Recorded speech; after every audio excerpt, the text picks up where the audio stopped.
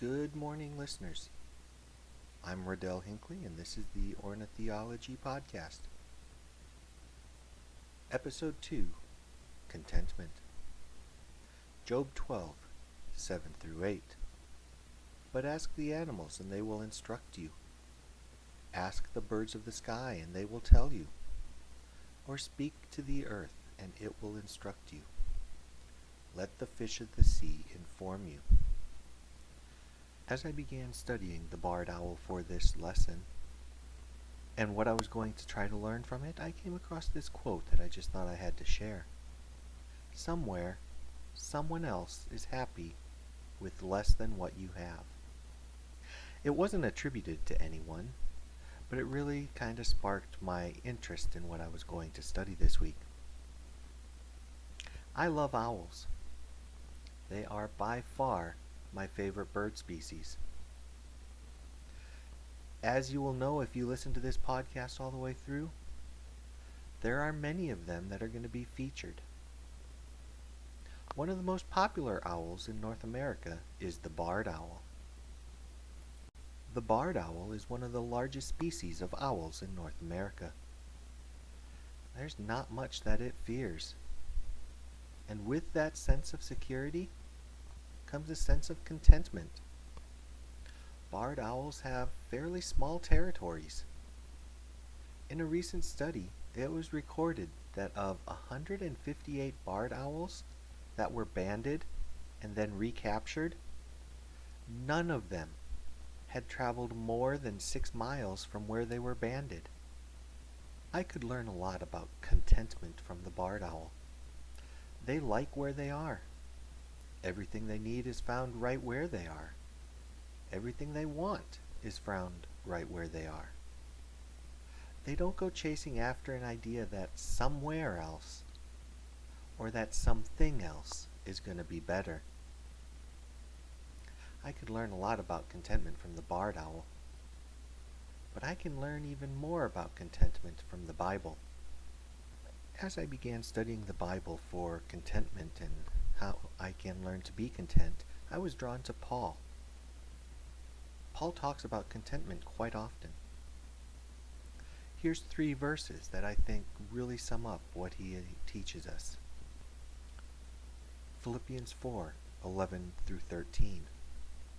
I don't say this out of need, for I have learned to be content in whatever circumstances I am in.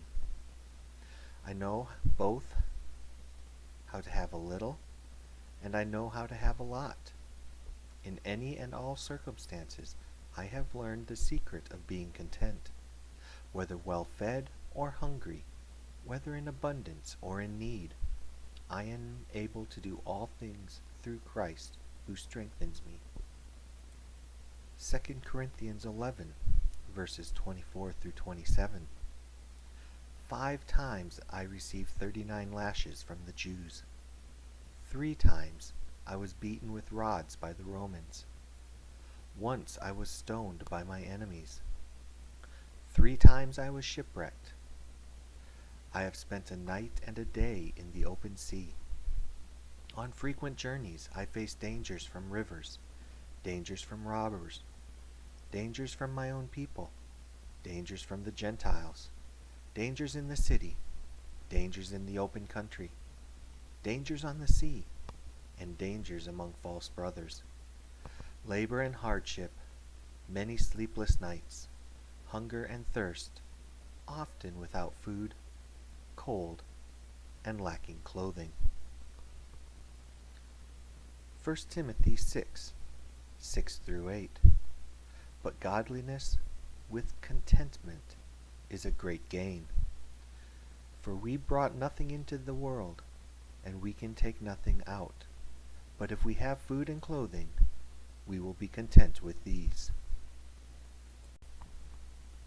As I looked through these scriptures and studied contentment a little bit more this last week, I found 4 things that I really need to understand better. Number 1, contentment isn't found in circumstances. Paul was in prison when he penned most of these words. Paul was beaten multiple times. He was shipwrecked, stoned. He faced dangers. He was bitten by snakes. He went without sleep. And none of these things would make you think that Paul would ever be one to be content. But yet he says he was. Number 2, contentment isn't found in possessions. Paul knew what it was to have much in his life. He knew what it was like to have little. He knew what it was like to be dependent on others for simple survival. Paul was often without food or without clothes. He even had to send a letter for them to send his cloak back to him. Yet, through all of this, Paul says he was content. Number 3, contentment can be learned. This was an interesting point to me. I have thought in the past that contentment was like a feeling, but Paul says that he, quote, learned to be content. If he can learn to be content, so can I. And just like you learn anything, practice is the key. I need to practice being content more in my life.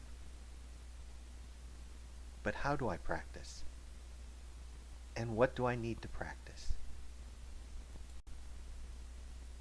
Number 4, contentment comes from God. Contentment can be practiced once I give my life fully to Christ. Contentment can be practiced when I fully trust in Him. Contentment is knowing that He is enough. I can practice contentment when I submit to His will daily and do my best to live it out in my life. Contentment can be practiced by knowing the peace that only Jesus can give. John 14, verse 27. Peace I leave with you. My peace I give to you. I do not give to you as the world gives. Your heart must not be troubled or fearful. Jesus gives peace, and it's the peace that He gives that can lead us to contentment.